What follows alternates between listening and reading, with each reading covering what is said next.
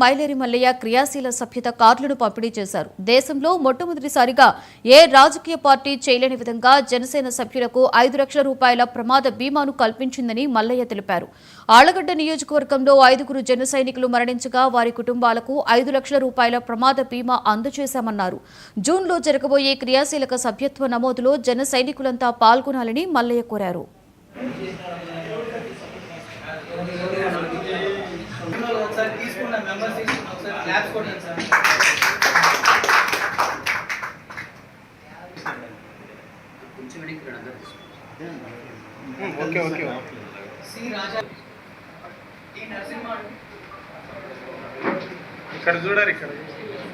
శీల సభ్యత్వ కార్యక్రమాన్ని నిర్వహించినటువంటి వాలంటీర్లకు ఎవరైతే ఈ వాలంటీర్లు క్రియాశీల సభ్యులను సభ్యత్వంలో అత్యధికంగా చేసినటువంటి ప్రతి ఒక్క వాలంటీర్కి వారు చేసినటువంటి ఐడి కార్డులోని కిట్లను పంపిణీ కార్యక్రమాన్ని నిర్వహించడానికి జనసేన పార్టీ అధ్యక్షులు ఆంధ్రప్రదేశ్ డిప్యూటీ సీఎం పవన్ కళ్యాణ్ గారి ఆదేశాల మేరకు ప్రెసిడెంట్ టీం సభ్యులు వచ్చి ఇక్కడికి వాలంటీర్లకు ఆ కిట్స్ సలహాలు సూచనలు చేసి ఆ కిట్లను కూడా పంపిణీ కార్యక్రమం చేయడం జరిగింది.